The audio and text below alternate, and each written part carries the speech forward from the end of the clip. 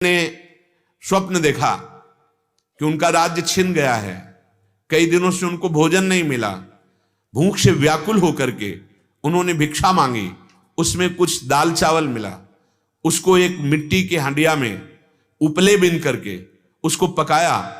अभी वो पूरी पक ही नहीं पाई थी कि दो सांड लड़ते हुए आए और वो फूट गई और सब मिट्टी में बिखर गई। भूख से व्याकुल होकर के वो पुकार पड़े, अब क्या करूं? आंख खुल गई तो देखा राज सैया पर पड़े हुए अभी तो थोड़ी देर पहले ही सुंदर सुंदर व्यंजन पाए थे। ये क्या था? ये सत्य कि वह सत्य जो अभी देख रहा था वो सत्य था, या ये इतनी व्याकुलता हुई कि जब जगे तो देखा राजमहल पे शैया पे। अभी मैं भूख से व्याकुल हो रहा था, अभी ये दृश्य आया तो ये सत्य था, ये या सत्य। सभा में गए बड़े बड़े विद्वान ज्ञानी जनों के बीच में प्रश्न किया, यह सत्य कि वह सत्य? अब थोड़ी व्याख्या कर देते तो उसका, पर वो केवल इतना ही बोलते थे। अष्टावक्र के पिताजी भी थे, वो वहां नियम रख दिया गया था जब तक प्रश्न का उत्तर नहीं होगा महल से कोई बाहर नहीं होगा। हर सुविधा होगी पर घर तभी जा सकता है जब प्रश्न का उत्तर हो। यह सत्य कि वह सत्य, कोई उत्तर नहीं। एक बार खेल खेल में अष्टावक्र जी को बालकों ने कह दिया कि बहुत चतुर और विवेकवान बनते हो तो अपने पिता को मुक्त करवा के लाओ ना महाराज जनक जी के यहाँ है। तो वो माता के पास गए, कहोड़ मुनि इनके पिता का नाम था। उन्होंने कहा कि हमारे पिता को कोई नजरबंद की हुई है, किस कारण? बोले बस चर्चा मत। उनको लगा बेटा है वो भी वहीं, और वहां नियम अगर उत्तर नहीं दिया तो सब सुविधाएं होंगी, सब आपका सम्मान होगा, लेकिन आप घर नहीं जा सकते। अष्टावक्र जी ने कहा मां विश्वास करूं, मैं पिता को सादर लेके आऊंगा, आप मुझे आदेश करो। वो 8 जगह से टेढ़े थे और पिता के ही हिसाब से पिताजी वेदों का गान कर रहे थे तो उनके उच्चारण में स्वर भंग हो गया वैदिक सिद्धांत से, तो गर्व से बोल पड़े पिताजी ऐसे नहीं ऐसे।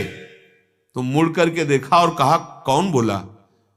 मतलब वेदों में पारंगत ऐसे ब्रह्म ऋषि को टोक कर दिया। बोले आपका पुत्र बड़ा टेढ़ा है, मतलब अभी गर्भ में ही हमको उपदेश देने लगा। एकदम आवेश आया और भगवत लीलावत उन्होंने ऐसा कहा तो 8 जगह से टेढ़ा हो। अब 1-2 झटका कोई मारता हो तो स्वरूप बदल जाता है।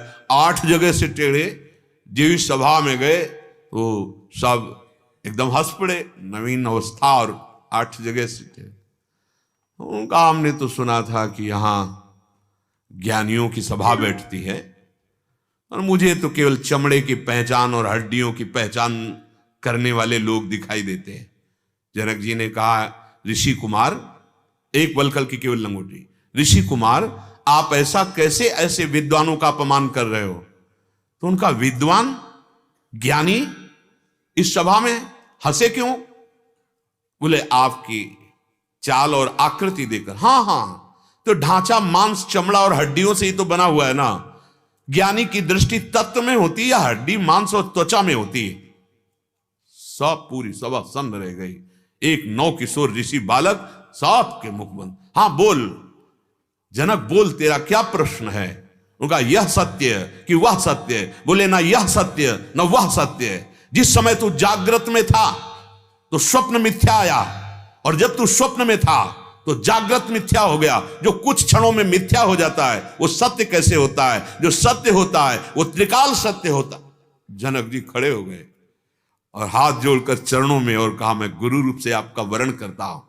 तो उनका जो ब्रह्मबोध है, तो तैयार भूमि है, बस घोड़े की रकाब पर पैर रखकर जितने में घोड़े में चढ़ा जाता है उतने में स्वरूप बोध करवा दूंगा। और जनक जी को करवा दिया। जनक जी जानते हो कौन है? सुखदेव जी के गुरु। अष्टावक्र जी कौन है? जनक जी के गुरु। ये भगवत मार्ग है। स्वीकृति से बहुत जल्दी यहां काम बनता है।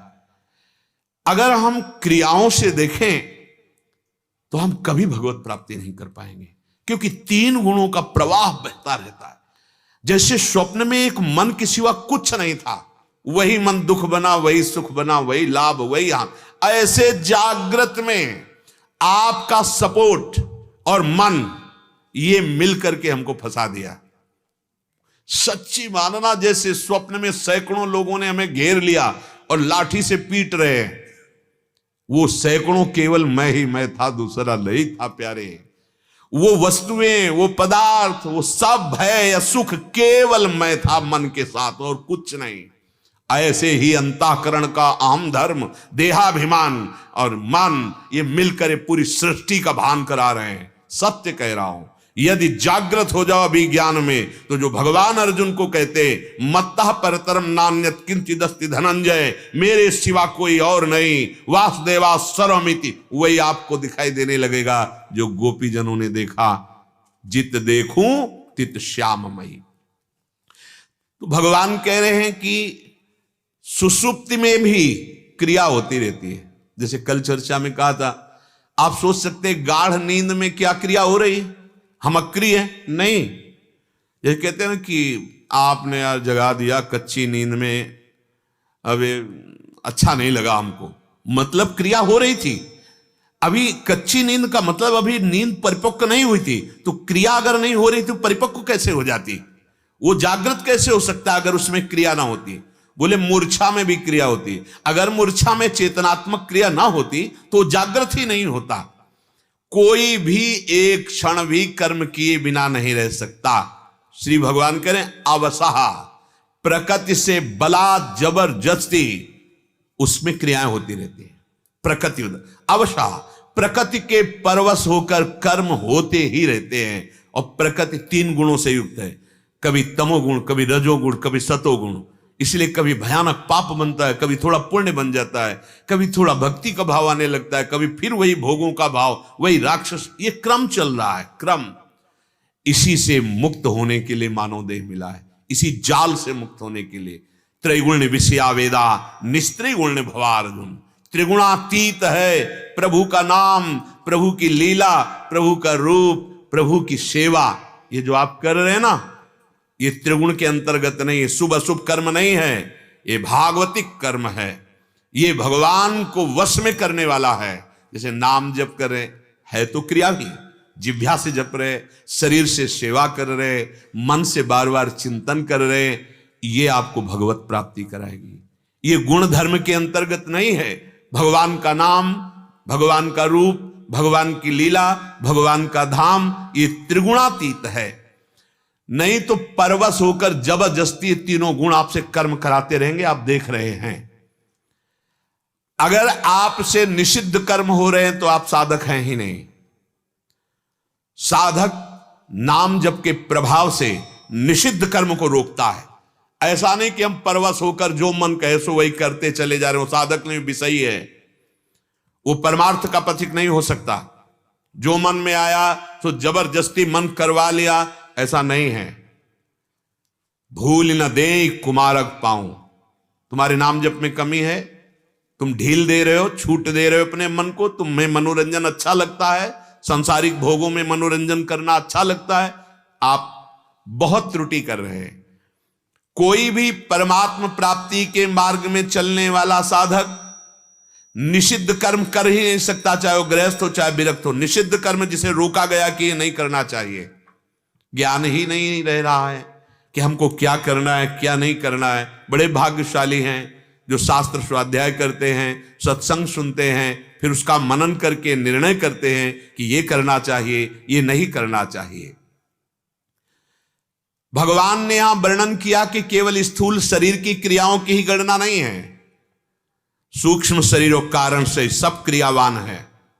बचना है, बहुत बढ़िया अवसर मिल गया है।